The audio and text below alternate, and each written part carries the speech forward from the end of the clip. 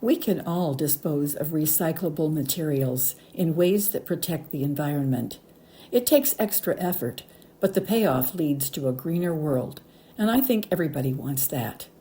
My name is Peggy Novotny, and I'm a community liaison for the Water Resources Center at East Carolina University. I've learned a lot recently about recycling in my county. I chose recycling as a project because I'd been wondering what really happens to the bottles and plastics and cardboard that I put in my recycle bin. Were the materials really being recycled or just going into a landfill somewhere? The first thing I did was to take a tour of my county's recycling transfer station. Wow, my eyes were opened. The county contracts with several companies to repurpose all kinds of materials. For example, demolition materials such as wood, concrete, and metal are brought to the transfer station by contractors and individuals. The materials are sorted and trucked away by companies for the manufacturing of new products. Materials such as plastics numbered 1, 2, and 5, all sorts of paper, and metal containers are transferred to a recycling center in Greenville, where automated and hand sorting takes place.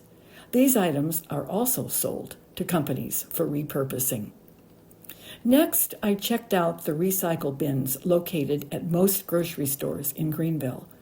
All types of paper products, plastic shopping bags, and film wrap can be returned to grocery stores. And did you know that some cardboard can be repurposed up to 7 times? Well, I didn't know that until recently. There are also 14 drop-off sites located across the county where people can bring all these materials and much more, including their household waste. I thought that if I was confused about recycling, surely others were too. So I developed a talk on recycling for local organizations and schools.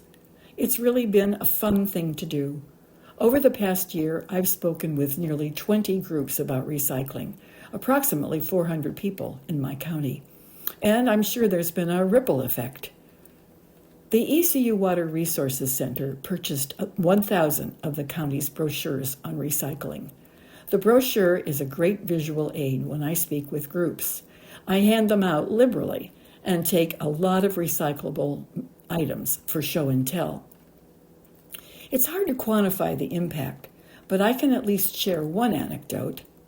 The brochure states that materials to be recycled should not be bagged before going into a bin.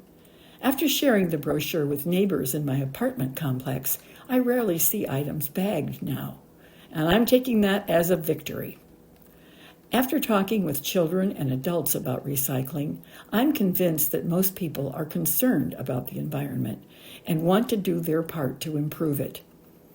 It's been a privilege to work with the ECU faculty and inform members of my community about recycling.